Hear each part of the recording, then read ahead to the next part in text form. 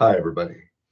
Well, we've just been talking about radical individualism, and many students since COVID have liked to use COVID as an example of radical individualism.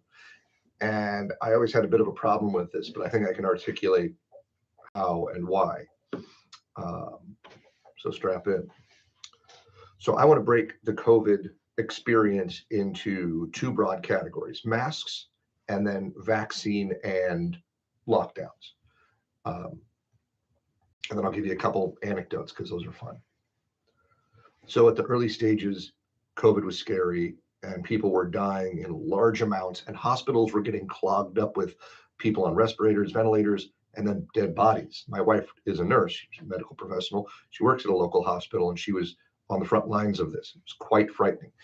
The morgue was overflowing to the point where bodies were being stuffed into other hospital rooms, with the heaters turned off to keep them cool or cold. So, yikes. So we were told early on with very little knowledge: wash your hands, don't go out, wear a mask if you have to, all these things to try to get a control over this situation. So wearing a mask or refusing to wear a mask, I think, is a better example of radical individualism. Because what does it take for you to wear a mask, or for me? Well, very little, right? You strap it over your ears, you put it in front of your face. It's annoying as shit. And then you can go about your business. So I can go run my errands and go to the store and do all the things I had to do because I have a wife and my son was born during the COVID pandemic. You think your situation was scary? Well, maybe it was, but so was mine. So wearing a mask was a minimally invasive thing that we could all do. And it was suggested that it would mitigate, right, the spread of COVID. Now, interestingly, at the very early stages, we were actually told not to wear a mask. And the government, the medical institutions told us this because they were concerned about the supply of masks. They wanted to retain the bulk of supply of masks for first responders, nurses, doctors, and other individuals. They later changed course, and everybody was told to wear a mask. So little question of trust there at that stage, but we'll set that aside for the moment. So moving forward, wearing a mask was a way that we could all do a little thing, just a little thing to protect each other, right? So we can go about our business. Refusing to do that, I would suggest, is a good example of just being hard-headed or selfish. Now, there is some discussion about whether or not children should have been forced to wear masks in school. Maybe that wasn't the best decision, but we'll set that aside. The president got involved, and he either tweeted or said something that really, I think, sparked this into a bigger conflict than it ought to have been. That was very unfortunate. So wearing a mask, low stakes, low entry, minimally invasive on you.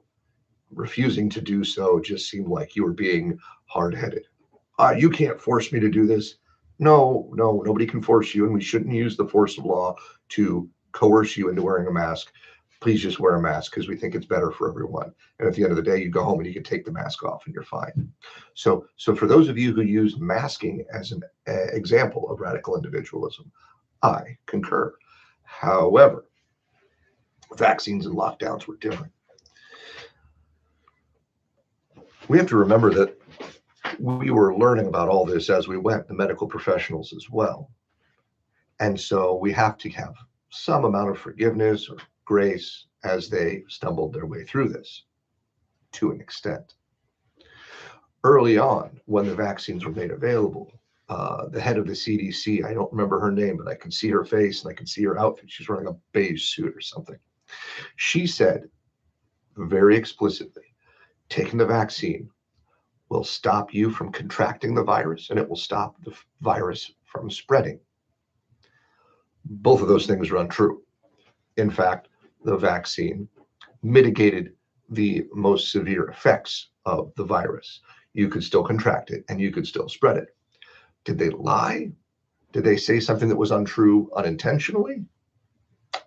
Hard to say, But something like that, as well as that early claim about not wearing masks, these are the kind of things that erode people's trust. And as we've talked about throughout this course, trust in institutions is at an all-time low.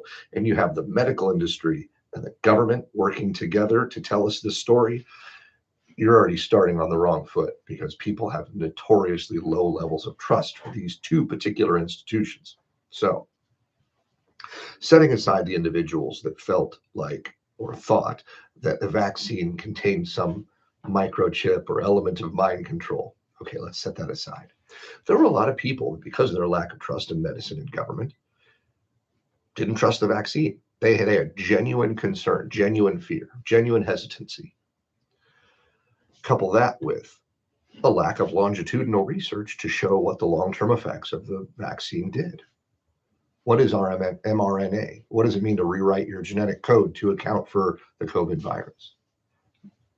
I know many of you are saying a lot of it had to do with misinformation and vaccine fears because of that old story about Jenny McCarthy and vaccines cause autism. And I think you're right to say that. I think that's a good point.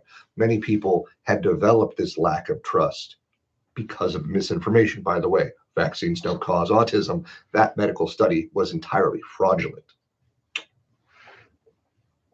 So we have a combination of factors, both legitimate distrust and concern coupled with false or illegitimate mistrust and concern, leading to a whole bunch of people being very uncomfortable about taking these vaccines.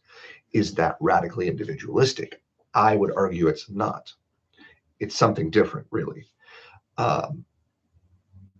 Well, because what are the motivations for why you're doing this, right? It's not that I don't care about the rest of society, or that I'm not held to your standards, or I don't accept your values. It was none of that. It was, I don't trust this. And having a lack of trust in something is, I think, good enough reason to say not radical individualism. It's my basic argument. And I would connect that with the idea of lockdowns. Lockdowns were a problem. They were arbitrary, and that's a huge problem. Some places were allowed to stay open, and some places were not. Some organizations were shut down. Some organizations were allowed to continue functioning. And it seemed like some people in power put their thumbs on the scale, and that did not pass the smell test for many of us. So you might say, but staying home and stopping the spread, because that's one of the best ways to stop the spread, is to stay home and not go out. It's true, but unlike that earlier example of masking, where it's like, should we use the coercive power of government to force people to wear a mask? No, but you should do it anyway because it's a good idea. Okay, well, can we compare that to staying home or lockdowns? It is similar, but I think we have to take a broader consideration of what is the precedent being set where the government says it's an emergency and we are forcing you all to stay home. We're forcing businesses to close.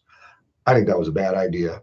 I was against that from the beginning. You can have your own opinions on it, but no, I don't think it's okay that our government just shuts things down when they determine something is an emergency, even when it's a legitimate emergency. I think that's a step too far. That is too great of a violation of our rights. And once you accept things like that, you just pave the road for more of that in the future. So I always had a problem with that. Is that radically individualistic of me? Maybe. But I think the vaccine is different. So maybe you could put masking and lockdowns in a similar camp, but the vaccine I would put in a separate camp. People had legitimate fears, legitimate concerns, legitimate distrust. Now I'll give you two anecdotes. First, my son was born during COVID, so that was a nightmare in and of itself. That was scary. Children were the least affected of any members of our society. Young, healthy people did in fact die, but the majority of people that died from COVID were old, overweight, and had other comorbidities of smoking or other health problems. Certainly, if they had respiratory problems, that was a bad deal, because COVID was really bad for your respiratory system. We had people on ventilators and respirators and those types of things. The hospitals were being overrun. So they needed to flatten the curve, right? Remember those terms. So take the vaccine to flatten the curve. Okay. But who takes the vaccine? Everybody should take the vaccine. Okay, well, I'm already a little hesitant about some of this, but in the end, I took it. My wife's a nurse. She's a medical professional. She had good faith in the system. What was I going to do? I took the vaccine. When it came to my kids, I had a different approach. My kids aren't going to get sick and die from COVID. Why am I giving them this vaccine that I'm already a little uncomfortable with? I don't know about what it's going to do to them in 20, 30, 40 years, right? I'm at the time I was about 40 years old. What do I care, right? If there's a short-term gain now and I lose out in my 70s or 80s, that's fine. I lived a pretty good life. My child is 5 years old and 3 years old right now, my two children. I'm not going to give them something that they don't need that could potentially have negative impacts in the middle of their adulthood. I have two elderly parents. Should I vaccinate my children so that my parents can be protected? No, I'll sacrifice my parents for my kids. And they agree. My parents agree. That's just an example to consider. Maybe you agree with it, maybe you don't. It's okay. Another example, another anecdote. My wife, being this medical professional who is very, very trusting and had good faith in the system and the government and the medical industry working together to protect us, right? She had good faith in all that. I had less. In the last year, she spoke to an epidemiologist at work at the hospital, and they got onto this topic somehow. And the doctor said, when COVID was happening, when it was in its scariest early stages in those first couple of years, we needed to minimize the number of people getting into the hospitals. We needed everybody to take, at least all adults, to take the vaccine. Because the number one most important thing was keeping hospitals open for all the different people that might need to go there and not just having it overloaded, right, with people that couldn't breathe because of COVID. Taking the vaccine was the right thing to do, according to this doctor.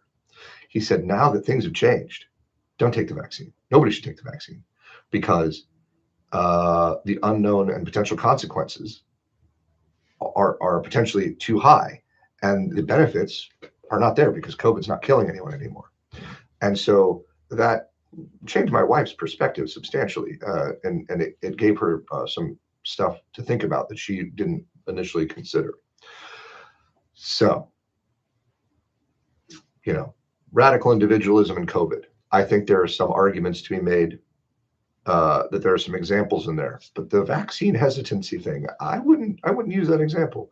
It's up to you, of course, but food for thought.